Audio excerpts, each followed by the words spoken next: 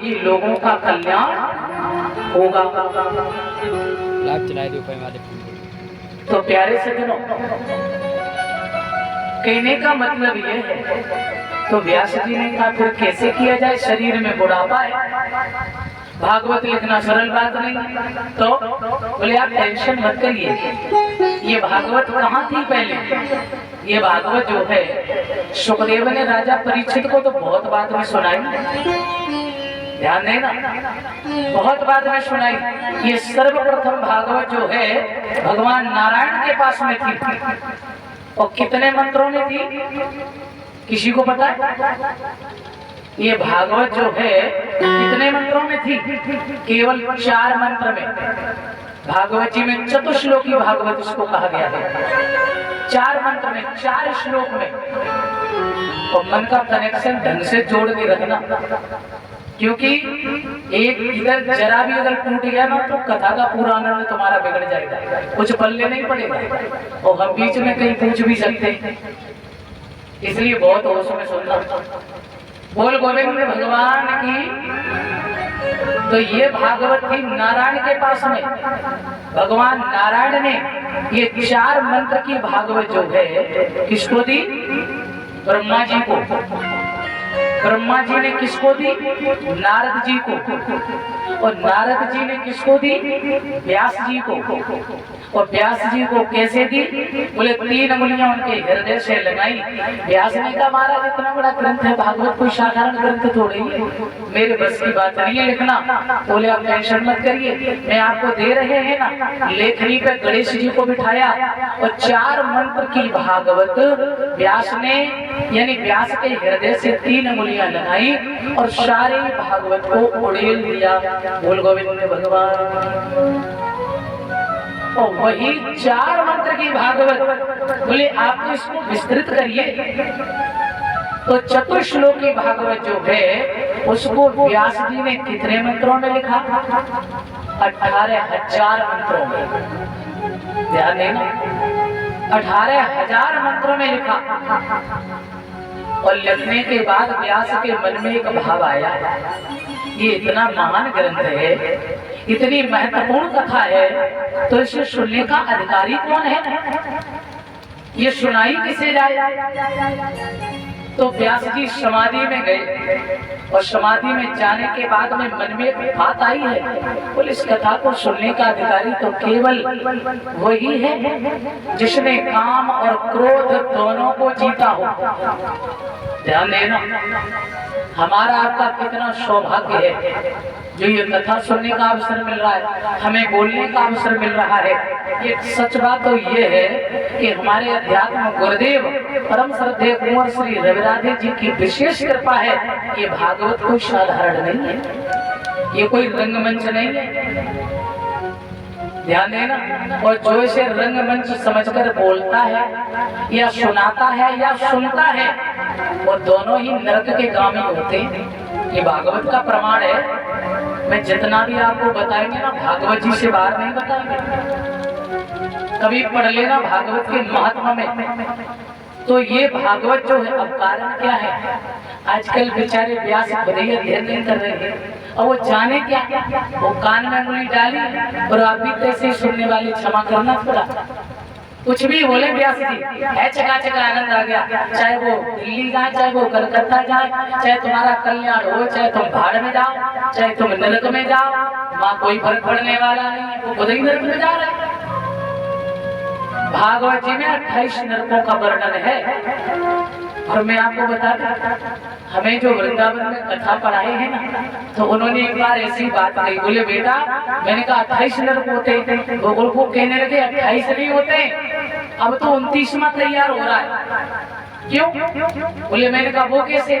भागवत जी में तो है नहीं। तो बोले ये 29वां नरक तैयार हो रहा है जितने व्यास हैं उनके लिए। और कौन से व्यास? जिन्हें कथा मंच का अनुशासन ही पता नहीं। सबके लिए नहीं, सबके लिए नहीं। जो तत्व ज्ञानी है, जो भगवत कथा को समझते हैं, इस व्यास पीठ की गरिमा को समझते हैं, बोले उनके लिए नहीं। जो यहाँ कथा कर रहे हैं और शाम को सुल्फा चला रहे हैं, ऐसे लोगों के लिए। जो तुम्हें यहाँ बैठ के ज्ञान दे रहे खुद तो जा रहे हो, तुम्हें भी ले जा रहे। ये मेहनत की कमाई है, इसे ऐसे नहीं खर्च करना चाहिए, इसका सदा सदुपयोग करना चाहिए। हम ये नहीं कहते हैं वक्ताओं का कोई कमी नहीं, परंतु इतना होश जरूर रखो कि कौन तुम्हारे योग्य है, कौन तुम्हारा कल्याण करा सकता है। कथा तो वही होती है जो तुम्हारे जीवन की व्यथा को दूर कर दे। तो कथा यदि तुम्हारे जीवन में व्यथा बन गई तो कथा से क्या मतलब रहा बता, है कि नहीं? तो कहने का मतलब ये है वक्ता इसका श्रेष्ठ होना चाहिए और इसका श्रोता भी श्रेष्ठ होना चाहिए। कृष्ण स्यासी सखा कश्यत ब्राह्मणो ब्रह्मवेत्तमा वक्ता इंद्रियार्थेषु प्रशांतात्मा जितेंद्रिय। कहते हैं इसका वक्ता भी जितेंद्रिय होना चाहिए। अच्छा, इसका वक्ता है कौन, आचार्य कौन है? सुखदेव जैसा। सुखदेव महाराज जो परम विरागी संत हैं, जो जन्म लेते ही जंगल में चले गए, 12 वर्ष मातृ गर्भ में रहे और जन्म लेकर ही कोई संस्कार नहीं हुआ। जो त्रिगुणातीत हैं, जिनकी चौड़ी दिव्य वक्षस्थल है, लंबी भुजाएं हैं और शामिली सूरत है, और जो परम विरागी संत हैं सीधा जंगल में गए, निराकार ब्रह्म की समाधि में बैठे। ऐसे परम विरागी संत इसके आचार्य हैं। बहुत सावधान से इस कथा को सुनना चाहिए। हम कहते हैं इतने बड़े वैरागी ना बन सके, हम इतने बड़े त्यागी ना बन सके तो कुछ तो आचरण कर ही सकते हैं ना। हाँ, कम से कम गलत तो ना करो, इस व्यासपीठ की गरिमा तो रखो। ऐसे ऐसे व्यास लोग हैं सच बता रहे, क्या बताएं, क्षमा करना। कथा कह रहे हैं, शाम को पैक चल रहा है। हाँ, दिन भर कथा, शाम को पार्टी चल रही है। अब बता, जो तुम मेहनत से कमाया हुआ धन जो है, अब ऐसे अगर तुम खर्च करो तो तुम्हारा है उधार।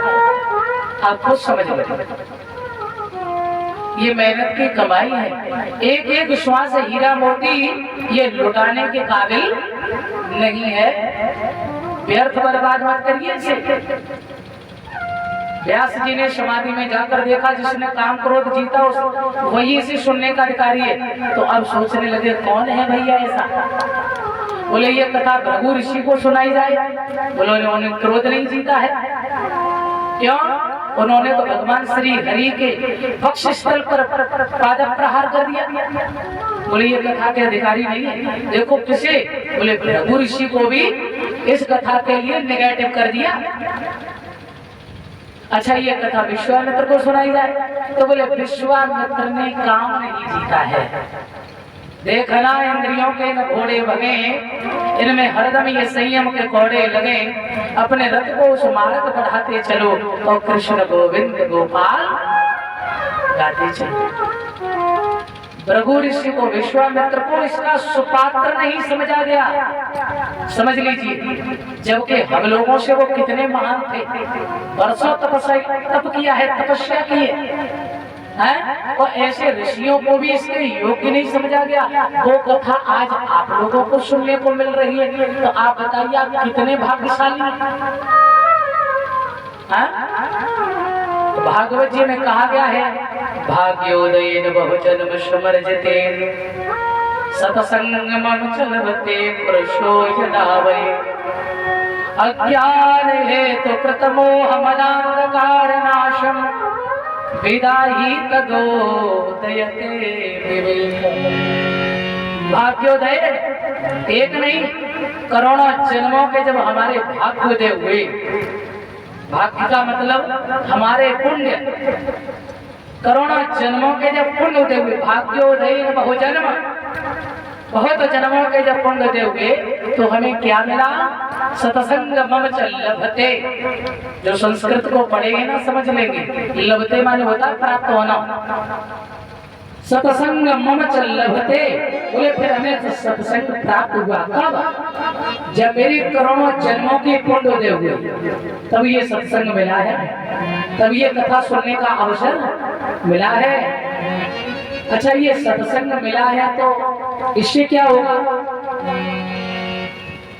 तो कहते हैं हमारे अंदर बहुत से जो विकार भरे हुए हैं, अज्ञान हेतु कृत मोह मदांधकार नाशम, काम क्रोध लोभ मोह अहंकार, बोले अगर जीव के अंदर बैठे हैं ना, इस चदरिया के अंदर जो अवगुण भरे हैं, जो ये द्वेष भरा हुआ है, बोले इन सबको दूर करने का उपाय यदि है, इस काया को निर्मल यदि कर, देखो भगवान कब मिलेंगे?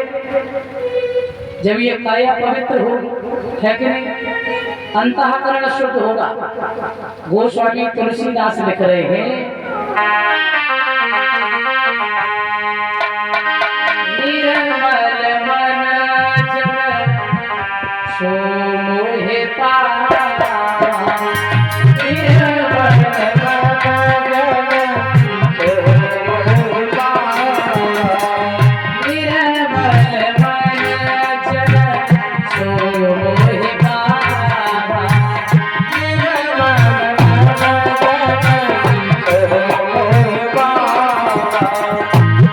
निर्मल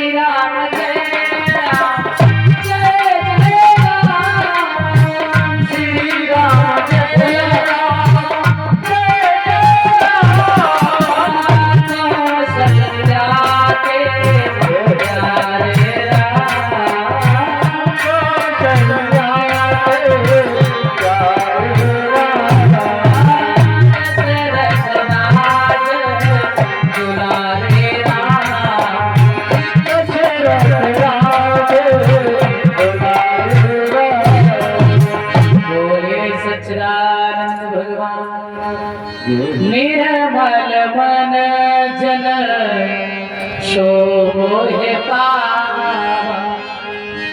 किसको मिलेंगे प्रभु? जिसका अंतःकरण पवित्र है, जिसका मन परमात्मा के चरणों में है, जाकी रही भावना जैसी और प्रभु मूर्त देखी थे न। तो जब काया कुटिया में यदि अवगुण भरे रहेंगे तो भगवान भागवत का पहला शब्द क्या है? भा। भा, भा से सुंदर भाव। अच्छा, सुंदर भाव कब होंगे?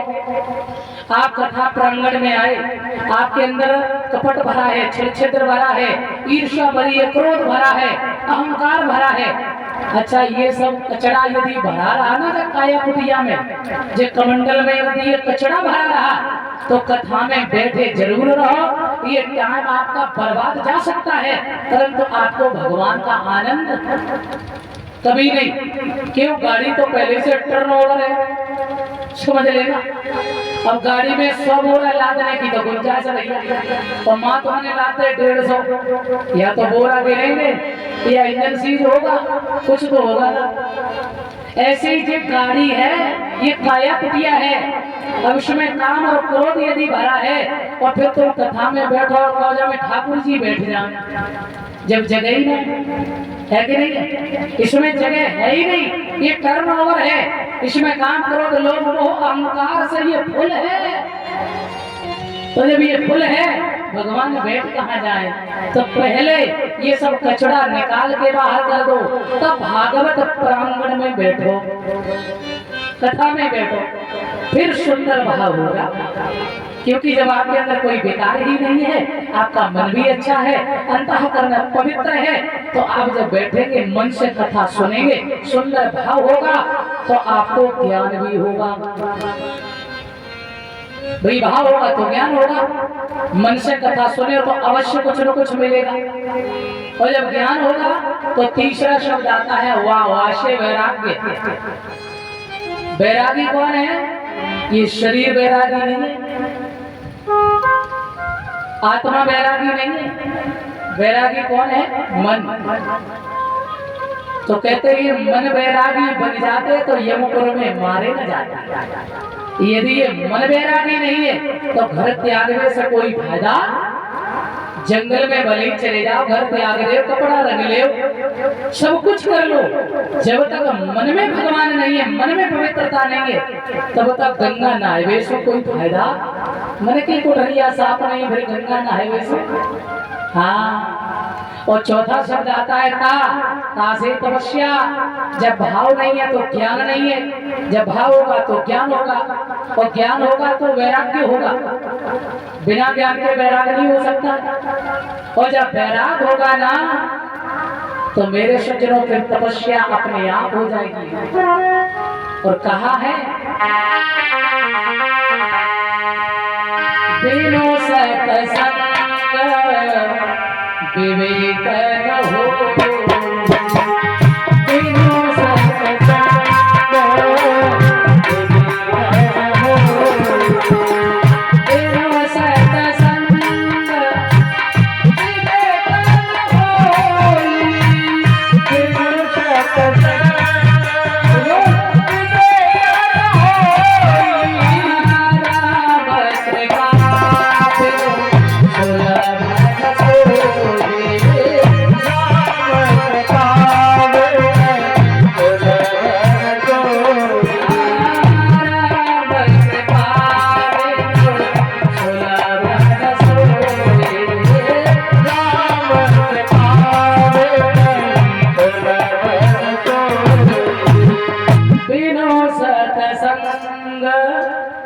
विवेक न हो। भागवत जी के पहले श्लोक में ही, महात्मा के प्रथम श्लोक में क्या कहा गया? भाग्योदयन बहुजन्म समर्जितेन सत्संगमं च लभते पुरुषो यदा वै अज्ञान हेतु कृतमोह मदान्धकार नाशम। कहते हैं जब हम सत्संग सुनते हैं तो हमारे अंदर अज्ञान के हेतु जो बैठे हुए हैं, विकार जो भरे हैं, उन विकारों का नाश होता है। मोह मदान्धकार नाशम। और फिर जब इन अज्ञानता का नाश हो जाता है तो क्या होता है? विदा ही तदोदयते विवेक। फिर हमारे अंदर सुंदर विवेक की जागृति होती है। और जब तक विवेक नहीं है, एक बात ध्यान में रखना, आप ज्ञानी हैं, अच्छी बात है, आपके अंदर बहुत विद्वत्ता है, बहुत खुशी की बात है, मगर उस विद्वत्ता के साथ, उस ज्ञान के साथ यदि विवेक नहीं है तो वो व्यक्ति बिना अनर्थ किए रह ही नहीं सकता है। वो कहीं न कहीं गलती अवश्य करता है। इसलिए ज्ञान के साथ, भक्ति के साथ विवेक का होना परम आवश्यक है। बोल सच्चिदानंद भगवान की। अभी आप बेन जी के द्वारा कथा सुन रहे थे, तो पहली बात तो यह कि भागवत जो है ये अध्यात्म तौर से यदि सुनी जाए ना, ये नारायण के पास यहाँ का विषय नहीं है, मृत्युलोक का नहीं है। ये तो सुखदेव जी के मुख में लग जाने से यम प्रव्रजंत मनपेत मपेत कृत्यम द्वय बाहिरो विरह कातर आजुहाव पुत्रेत तन्मयति आतर्वो विलेदु तम सर्वभूत हृदय मनिमान तोषिमी। और कहते हैं सुखदेव के मुख में लग जाने से निगम कल्पतरोर गलतम फलम सुखमुखाद अमृत द्रव संयुतम पिबत भागवतम रसमालयम मुहुर्मुहु रसिका भूमि भावुका।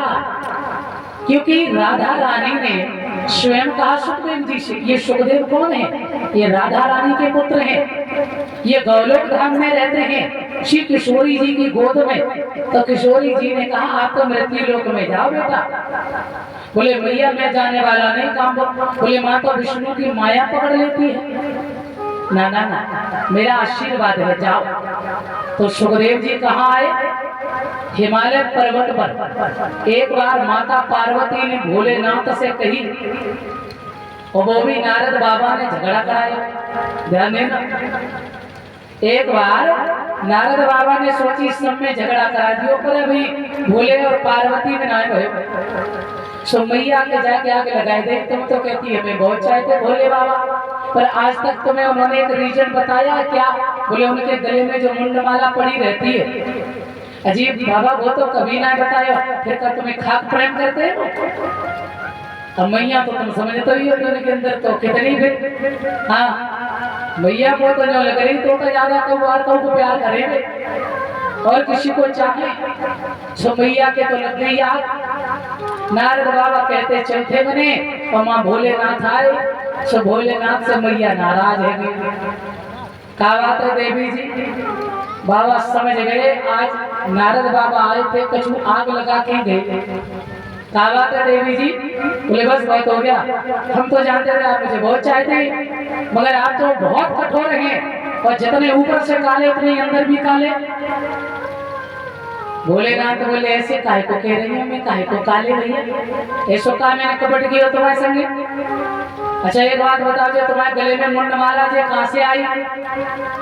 तो मुझे प्रेम नहीं करते हो? भोलेनाथ ने कहा यदि आपको प्रेम का प्रमाण चाहिए है तो यही सबसे बड़ा प्रमाण है कि मैं तुम्हें कितना चाहते, इसीलिए ये मुंडमाला डाले हैं। इतनी बार तुम्हारी मृत्यु हुई और मैं आपको तुम्हें गले में डालते रहे, कभी मैंने आपको अपने से जुदा नहीं किया है। मैया बोली फिर तो तुम महाकपटी क्यों? अच्छा ये बता, हम मरते रहे और तुम काहे ना मरे, सो बताओ। तुमने कौन से सो अमर फल खाओ, सो तुम ना मरे। बाबा ने, अब भोलेनाथ के आंखों में आंसू आ गए। देवी मैंने तो राम कथा सुनी है, हाँ मैंने अमर कथा सुनी, इसलिए सो मैया चरणों में गिर गई। फिर तुम कपटी ना है, हम मरते रहते हो, तुम अपन अमर हो गए, आज वही कथा सुनाओ। और नारी हट बाल हट राज हट, ये रोज आके मना सो लेती, बहुत हटे। बाबा ने कही तो चलो सुनाएंगे, परंतु मेरा एक नियम है, हम तो आंख बंद करके ध्यान मग्न होकर के राम जी की कथा सुनाएंगे। पर एक बात ध्यान रखना देवी जी, क्या आप शो मत जाना। बच्चे इस पे भी चला दो लाइव, तो क्या हो गया? लाइव में वीडियो बना रही है तो ठीक है, बना वीडियो बनाते हैं, मेरे में चल रहा है तो चला। हेलो बोलो गोविंद भगवान की